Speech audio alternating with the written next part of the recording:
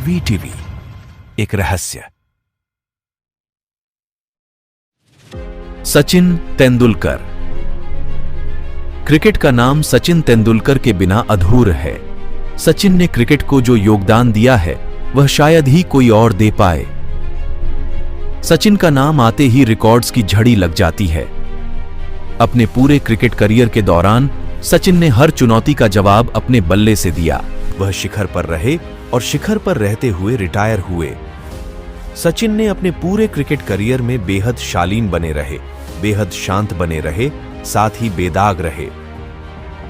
सचिन के cricket career से हम ये प्रेरणा ले सकते हैं कि कैसे शालीन और सरल बने रहकर भी हम सफलता प्राप्त कर सकते हैं और सफलता के शिखर पर अंत तक बने रह सकते हैं। सचिन का क्रिकेट करियर सिर्फ क्रिकेटर्स के लिए ही नहीं, बल्कि हर उस व्यक्ति के प्रेरणा का स्रोत है जो जीवन में आगे बढ़कर सफलता के शिखर पर बने रहना चाहता है। आइए जानते हैं सचिन के जीवन के बारे में और उनकी सफलताओं के बारे में। विश्व के महान क्रिकेटरों में गिने जाने वाले सचिन तेंदुलकर का जन्म 1973 में मुंबई में हुआ। सचिन तेंदुलकर अपनी अविश्वसनीय बल्लेबाजी के कौशल और वनडे में अपने स्कोर के लिए जाने जाते हैं।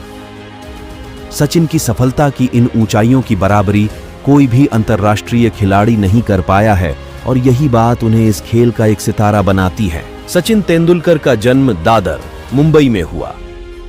उनके पिता रमेश तेंदुलकर एक मराठी उपन्यासकार थे और मां रजनी तेंदुलकर एक बीमा कंपनी में काम करती थी।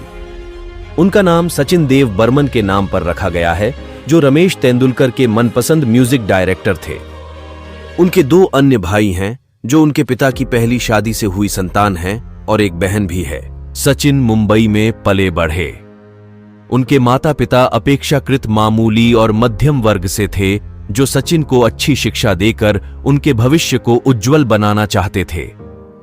हालांकि सचिन तेंदुलकर ने शिक्षा को एक अवसर के बजाय कर्तव्य समझा और प्रारंभिक दिनों उनकी गिनती नटखट बच्चों में होती थी। हाल ही में आई सचिन की फिल्म सचिन ए बिलियन ड्रीम्स में भी सचिन के इस रूप को दर्शाया गया है। रमाकांत जी ने तुरंत सचिन की प्रतिभा को पहचान लिया और उन्होंने सलाह दी कि सचिन को नई हाई स्कूल में प्रवेश लेना चाहिए, जहां अधिक आधुनिक क्रिकेट सिखाया जाता हो। सचिन ने उनकी सलाह को माना और कुछ दिनों बाद ही नई स्कूल में प्रवेश लिया। अंततः उन्हें यहां खिलाड़ियों का ऐसा समूह मिला जो उन्हें चुनौती दे सकता था और उनकी कुशलता को और अधिक बढ़ा सकता था। सचिन ने अपने जीवन को क्रिकेट के प्रति उस स्तर तक समर्पित कर दिया जिसकी बराबरी शायद ही कोई कर सके। स्कूल के बाद वे कई घंटे ट्रेनिंग के मैदान पर बिताते थे। अपने साथी खिलाड़ियों के साथ बैटिंग सिस्टम बनाते ताकि वे स्वयं को प्रोत्साहित कर सकें। वे स्टंप्स के ऊपर ₹1 का सिक्का रखते थे और खिलाड़ियों को चुनौती देते थे वे उन्हें आउट करके दिखाए। यदि वे आउट हो गए तो खिलाड़ी वह सिक्का अपने पास रख सकता था और यदि पूरे ट्रेनिंग सत्र के दौरान वे आउट नहीं हुए तो वह सिक्का वे रख लेते थे। सचिन की यह बैटिंग स्ट्रेटजी बहुत प्रभावी रही और ट्रेनिंग खत्म होने के बाद जब वे स्कूल से निकलते तो उनके पास 13 से भी अधिक सिक्के होते थे। यह उनकी योग्यता और अभिप्रेरित बैट्समैन को प्रदर्शित करता है। तेंदुलकर ने 1980 के आखिरी सालों में एक पेशेवर के तौर पर क्रिकेट खेलना शुरू किया, जिसमें उन्होंने भारत के बल्लेबाज के रूप में पाकिस्तान और न्यूजीलैंड के विरुद्ध मैच खेला।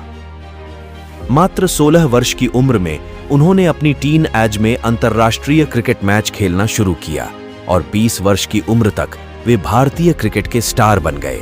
तेंदुलकर ने 1980 के आखिरी सालों में एक पेशेवर के तौर पर क्रिकेट खेलना शुरू किया, जिसमें उन्होंने भारत के बल्लेबाज के रूप में पाकिस्तान और न्यूजीलैंड के विरुद्ध मैच खेला। मात्र 16 वर्ष की उम्र में उन्होंने अपनी टीन एज में अंतर्राष्ट्रीय क्रिकेट मैच खेलना शुरू किया और 20 वर्ष की उम्र तक वे भारतीय क्रिकेट के स्टार बन गए। 20वें वर्ष के प्रारंभिक वर्षों के दौरान सचिन तेंदुलकर शीर्ष क्रिकेटर के रूप में पहचाने जाने लगे। उन्होंने 21 वर्ष की उम्र में ऑस्ट्रेलिया के विरुद्ध वनडे मैच में अपना पहला शतक बनाया। वर्ष 1998 में जब उन्होंने ऑस्ट्रेलिया के विरुद्ध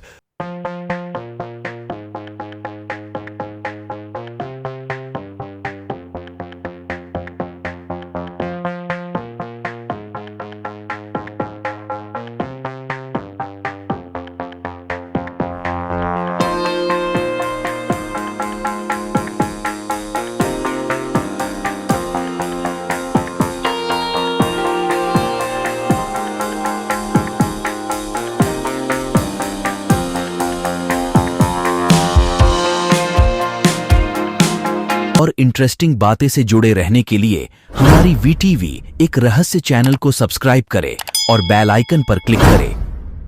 जय हिंद, जय भारत।